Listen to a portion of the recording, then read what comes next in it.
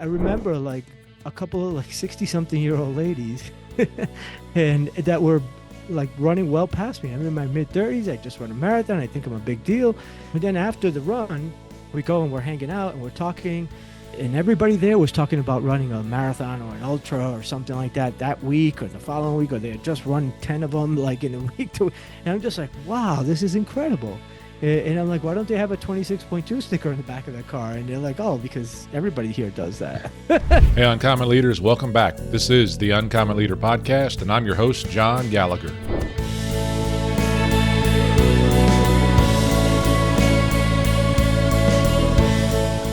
LUIS Hernandez, welcome to the Uncommon Leader Podcast. Great to have you on the show. I'm looking forward to having our conversation today. How are you doing? I'm doing great, John. Thank you for having me.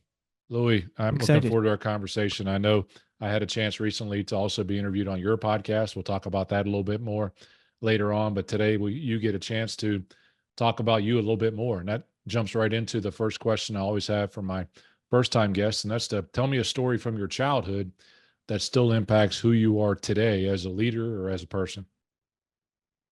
Yeah. So as a leader, I did listen to a few of your episodes and thought about this. And, I never really considered myself a leader as a kid. Um, but, there's something that I used to do a lot, which was explore.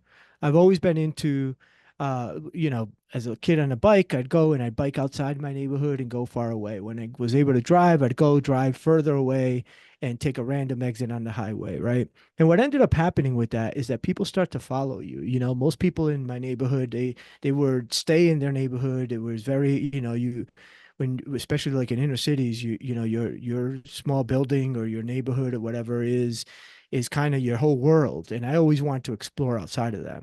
And what would happen is that people started following me. They would ask to tag along. At first, they'd make fun of me, well, like we do, just rag on each other.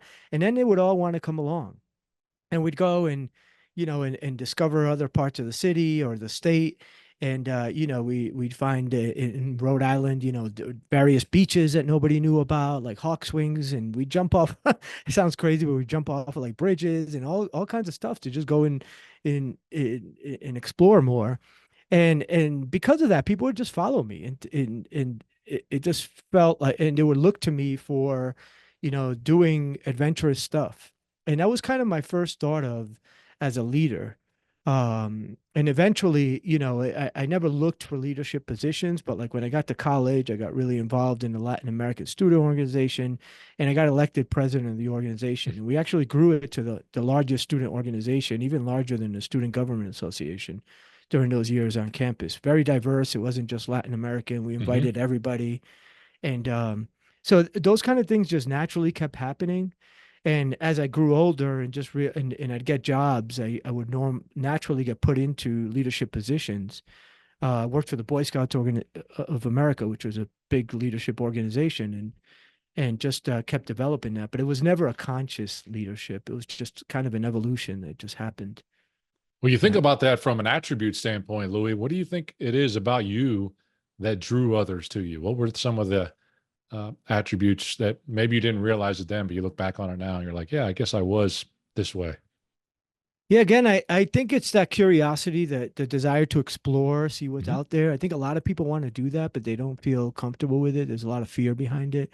And I tend to be fearless. I just kind of jump, and I see something I'm curious about, and I just jump right at it. I'm not afraid to go talk to a person randomly just because they look interesting, or go find something, pull over, take a random exit, get lost, those kind of things. And I think people are curious about that, and they follow somebody who feels confident in Okay. that, Well, Yeah. I sense that, that came along in a lot of ways. As I read through your bio, you talked about the inner city environment you grew up in, but you're the first generation to graduate from high school, college, and post-grad. So even inside of that, you're curious and leading the way with your own family, and you've built a successful real estate business. So how did those attributes help you to build a successful business? Then maybe even talk about the challenges you faced along the way in terms of your own real estate business. And then we're really going to dive into your story about this project you got going on. Sure, sure. I mean, how's it helped? I think it's helped because I'm very fortunate I can attract people to come in and jump into my journey, which is a blessing and a curse, right? So, if there's a business idea I have, I can somehow get the people to jump into it with me. I think they sense my passion and enthusiasm. I can build a vision that we come around. However, it's a curse, I think, because I think sometimes people do this because they want to follow that, just like we all do with our leaders, right? Where we want to people, our leaders go and they set a vision for the future, and then we fall in love with that vision. We want to follow them. Mhm. However, I think a lot of us do that without doing our own internal work to discover what is our vision for ourselves, and as you come to over time, when the initial, you know, um, excitement wears off, you go back to feeling the way you felt before, and you start to think, okay, this isn't my vision anymore. It's Louis' vision or something. Mm. And that's when the challenges really develop, right? And so I've learned to build businesses that help people incorporate their visions for themselves. And I Mm. like to think of it more as my my goal is to create a world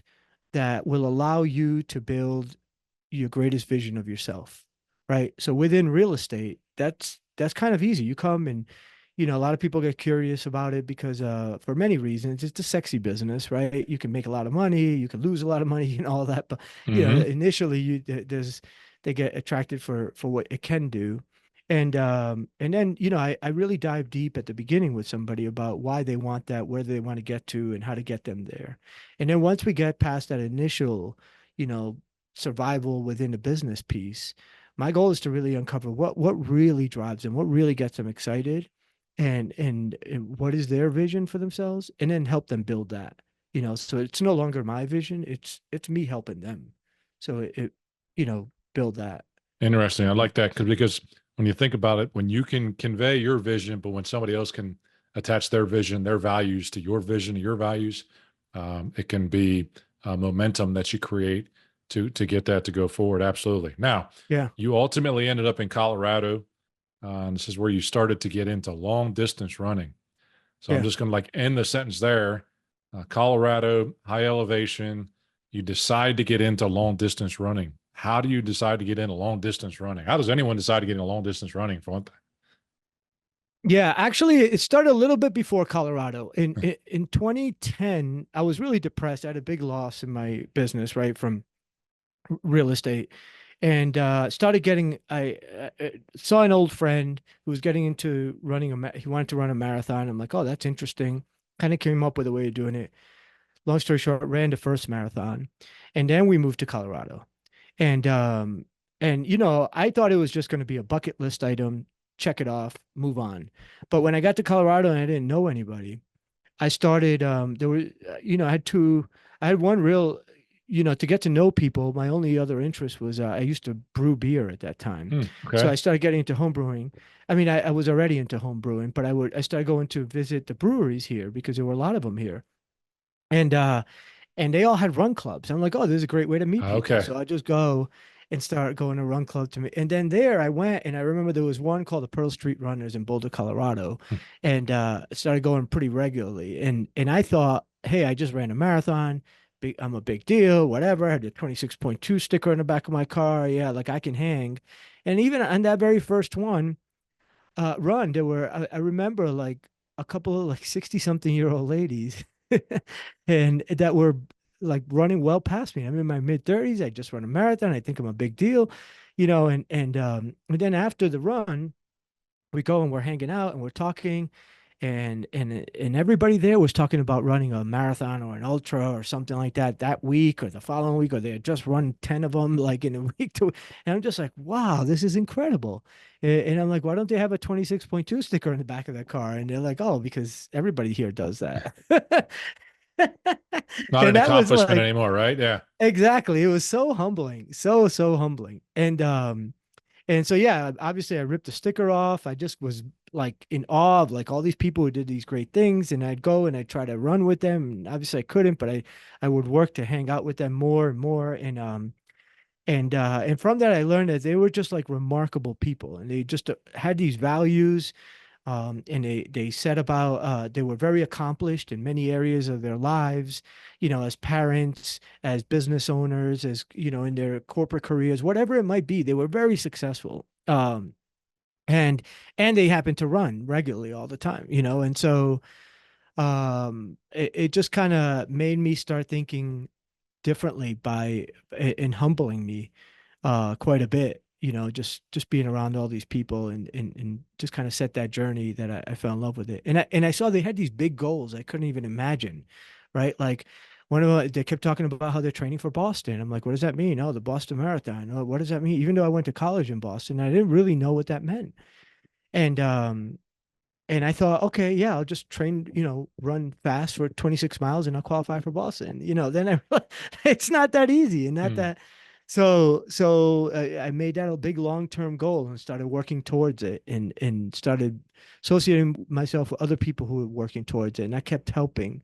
And yeah, it just changed my whole mindset about how to go about life, which translated to more success as a father, as a husband, as a business man, as a and everything. So So I love that as a mindset shift.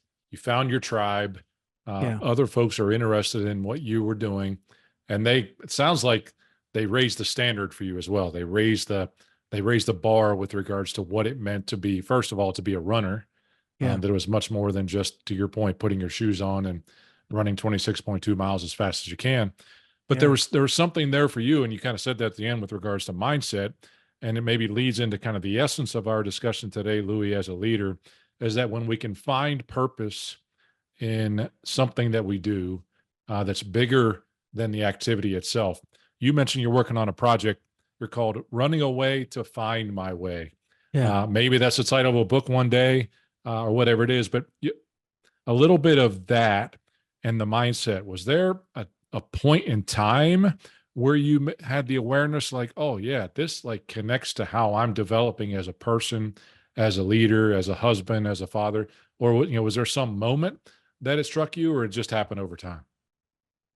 I think it developed over time. I just started realizing, especially once I went back into real estate, it was around 2018 and building my team and building my brokerage. Um, a lot of the people I was attracting into it were runners. And so when I'm giving an analogy to describe to them how, how to buy a home or how to invest in property or what have you, I would use running terminology. And so it just kind of Yeah, great. connected. Yeah. Yeah. And it was very natural, and it's authentic, right? I know people who go and they use chess or even running, sailing, what have you. These are all great analogies, but they don't really know them. So it was a lack of there's a lack of authenticity in them, right? Interviewed a guy who compares his business to chess. He's playing chess while everybody's playing checkers, and I asked him, "Hey, do you play chess?" He's like, "Oh, not really. My daughter's learning, so I'm playing with her." So, I think there's a little bit of inauthenticity. People use it for marketing terms, but for Sure. me, it's the real deal, right? I belong to the tribe of running, and people can feel that. And so when you can interpret that people understand in that world to something real life for them, then it becomes really easy to grasp that concept. Okay, so let's test your authenticity then. Tell me one of the lessons that you've learned as a runner that you now use as a leader today. What's one of the lessons? Sure. One of them was this. There's a lot, right? And I'm up Mhm. to 14 points that I've done. I'm Okay. I'm trying to get to 26.2 Oh, of 26.2. I love that. 26.2 life lessons from being a runner that's impacted my leadership. Dude, that's your no, we don't need running away to find my way. That's the name. That could be it. That could be it. I think, yeah, we'll see. We'll see where it evolves to, right? So, but I think one of them is one really good one, for example, is just about discipline, doing the small things every day. So when I first started to try and get better qualify for Boston, I made it a longer goal. In 2014, I made a goal of qualifying for Boston by 2020, right? Which meant I had to chop off nearly 2 hours off of my current marathon time, right? I was initially a 4:52 marathoner. I had to get below 3:10 at that time. So to do that, as I went and started surrounding myself, it's hard not to incorporate other things. There's one of it just surrounding yourself with other people who are there, right? So, but the other one is about discipline. I realized, okay, I had to run more and regularly, right? So before I joined a running group and I was running 2 days a week and a long run on the weekend, right? And those 2 days a week were usually workouts. So all I did was run hard. Mm. And then the other days I didn't run. And and so I learned I had to really I saw the people who were running faster. They were running every day, or at least like 5, 6 days a week, right? And we celebrated this young lady in the group who had like an 8 year streak. That meant that she ran every day, every single day for at least 1 mile. And 1 mile is not a lot. Anybody can do it. You know, you can, well, or most people can do it. But it really takes a lot of discipline to do that. And at first I was like, yeah, no big deal. I'll do that. Very simple, easy. But I found myself at like 11:30 at night not having run sometimes, and I hadn't brushed my teeth and gone to bed. So I'd go and, you know, get my toothpaste on my toothbrush and go run around my neighborhood for a mile just to check that box. And over time that becomes a real it becomes a real discipline, something you just do every day, just like brushing your teeth. And Hmm. so, and you need that, right? So that's one right there, that I learned. The other one, another good one is you got to do the small things. Do the things that when nobody's watching, right? Mm. Like again, the little runs but that's easy because now there's an app that tracks all that stuff. But you also got to do like things to mitigate your from getting injured, right? Right. So what does that mean? Doing core work, right? So doing planks every day and a few push-ups and a few, you know, um, um, sorry, calf raises and different Yeah. little Calf things raise. like that. Exactly. Yeah. Yeah. Yep. And you got to eat healthier. You can't just eat crap all the time. You can't be drinking beer all the time. These are things that people are watching, but if you're not doing it, you're not going to make progress. So there's no real integrity there. So it's the same thing in business, right? Like you can show up, especially when I was young, I thought I was a smooth talker and what have you. So I just show up to anywhere without preparing. And that nobody's watching whether you prepare or not. But they know. And if you show up well prepared, you're probably going to get the business, right? You've done all the stats. You know what, in real estate, like looking at all your competition, going to check them out, talking to the agents, seeing what's actually, what kind of traction they're getting, seeing how yours is going to stack up against the others. Um, Comparing it to different times in the market that are equivalent, that shows your preparation, and then you're more likely to get the business than not, right? So that's all Absolutely. the little things that. Well, you touched on this one already too, is setting long-term goals. You mentioned the Boston Marathon and setting that up. That's right. And how do you set your goals for your business? Yeah, so now I'm transitioning towards my big goal now is in 3 years. I haven't really thought beyond the 3 years yet. Sometimes I've made longer term goals, some I haven't, but we have a big shift in our family where in 3 years we should be empty nesters. And my wife and I would really like to go and have a nomadic life for a little while. Go just take off, randomly live in different parts of the world. Hmm. So we want to create a business that will provide for that, right? And it's our podcast, the Wayfinder Show. So we want to build a business around that to get there. So now that's the intention. We have to create a way of monetizing that, and that's something we're working on. And we have to figure out what does that mean. We have other sources of income too that'll help as well. So it doesn't have to be that big, but we really enjoy this, and so I think and it's something we'd like to work on. So we have the big long-term goal, and then we'll work a little bit all the time now to figure out how to get there. So Yeah, I love that. And you've uh, interviewed me for your podcast, The Wayfinder Show. I'm looking forward to at least sharing that with others. I often say I don't like to hear my voice and others, yeah, but I'm glad we've been able to reciprocate to have you on here.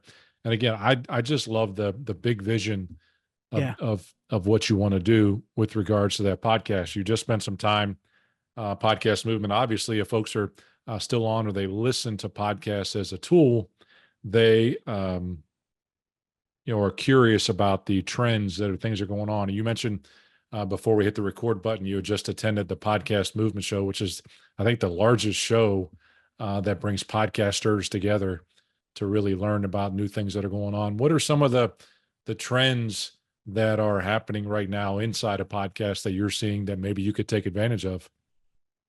Yeah, the two biggest ones that kept coming up over and over were AI, like everywhere Mm. else, just the use of it.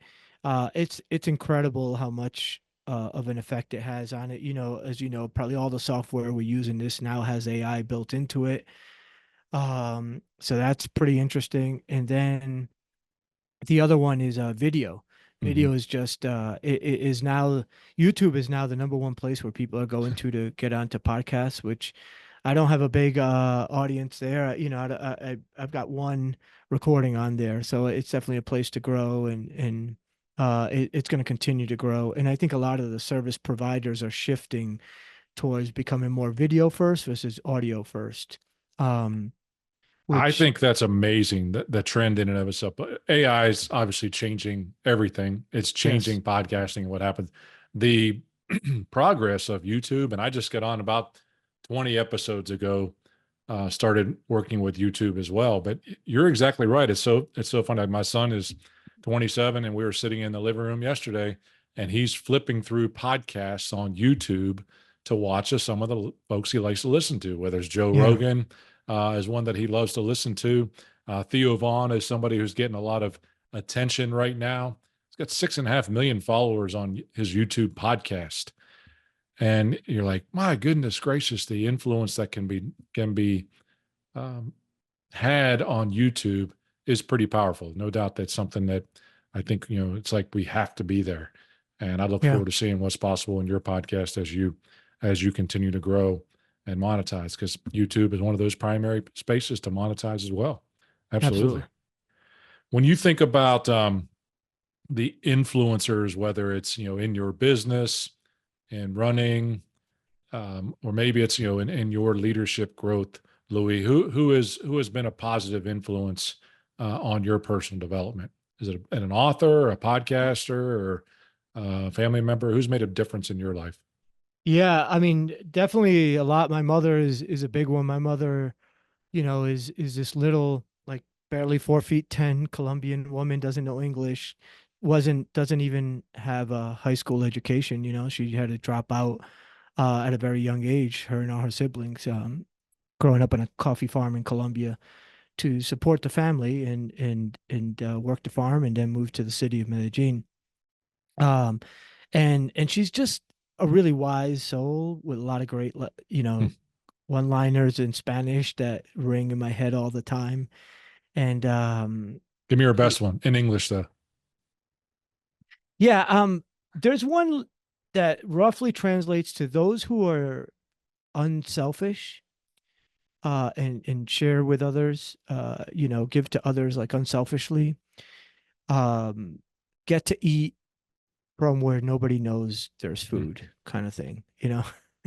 So, and so, yeah, it's one of those, and actually kind of goes in line with another person that I follow that has been a big influence on me. He wrote the book called The Go Giver, and we actually got to have it's Bob Berg. We actually got to have him in episode 100 of our show, Okay. which was a real treat. But that book changed my life, and it really is a lot about just giving, giving, giving unselfishly, not with an intention you know in mind. We all think about in our younger years as men, those sleazy guys who just have one intention, and they give for that, Hmm. and nobody really likes those people. And so I think when we do that and not worrying about what going to get back somehow, whether it's directly from that person or that cause, or in another way, like the universe just gives back to us in a very profound way, right? So it's a lesson, it's a saying my mother would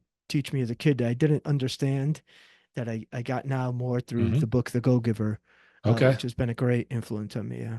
Yeah, moms would say when the student is ready, the teacher will arrive sometimes. Maybe sometimes Yeah. it's not her, maybe sometimes it's others. But I love Yeah. that. Louis, I appreciate the project that you're talking about, and I look forward to what's possible. I love the thought of 26.2 ways. I Yeah. think that's very curious. I know one of the books that's had a positive impact on me is the 21 Irrefutable Laws of Oh yeah. Leadership. And I Yeah. remember John Maxwell the author being interviewed on a podcast, and they said, well, why did you write 21 laws? And why not 22 or 25? He said, because there's 21 laws. It's not like, it was just, him kind of being very straightforward and saying, that's what I had. I had 21. So you're Yeah. at 14, maybe it's a half marathon to get started on your first book. Don't wait for perfection. And you go to the full marathon over time as you continue to grow in your role. I've loved our conversation today, Louis. When you Thank you. think about growing your podcast, so tell folks where they can find your show, as well as connect with you. Yeah, thank you for that, John. I've enjoyed the conversation as well, in both when I had you on and now today. Mhm. Our podcast is called The Wayfinder Show. You can find it on all of the mediums out there except YouTube. We have a channel, but not everything is there yet, but it's coming. But anyways, our website also has all of our episodes and the links to every episode on all the different mediums. And it's just wayfindershow.com. So you can find us there. We have a newsletter that comes out every week now too. So I have these 4 questions at the end. You may remember we call them our Mhm. world famous Wayfinder 4. And my newsletter is basically just my own Wayfinder 4 for that week, that we share with others and what the upcoming episodes are. And it's Okay. it's really the most fun I'm having in life right now is with the Wayfinder show. So I will make sure to put the yeah. link in the show notes for folks to have and in the social media posts that I put out there as well.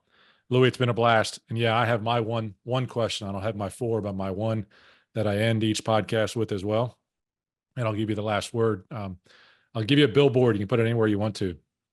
Denver, right by that airport. There's millions of people going through there. You could put it right there. What's the message you're going to put on that billboard you want folks to see, and why do you put that message on there? I thought about, my initial idea was to the Nike's famous "Just Do It." Mhm. Um, but that's probably a little bit too cliche. So I was gonna say just give and don't worry about the results Mhm. after that. Just give. Just give. Just give. Appreciate that. And I appreciate that, especially again, as a message from your mother. I appreciate you sharing that as well. I do believe from a faith standpoint that the more that we give, the more that we will receive, but it Mm-hmm. may not be necessary as long as we don't have, to your point, worrying about anything that to be returned to us, but that we be servants to others, and that's going to be very positive.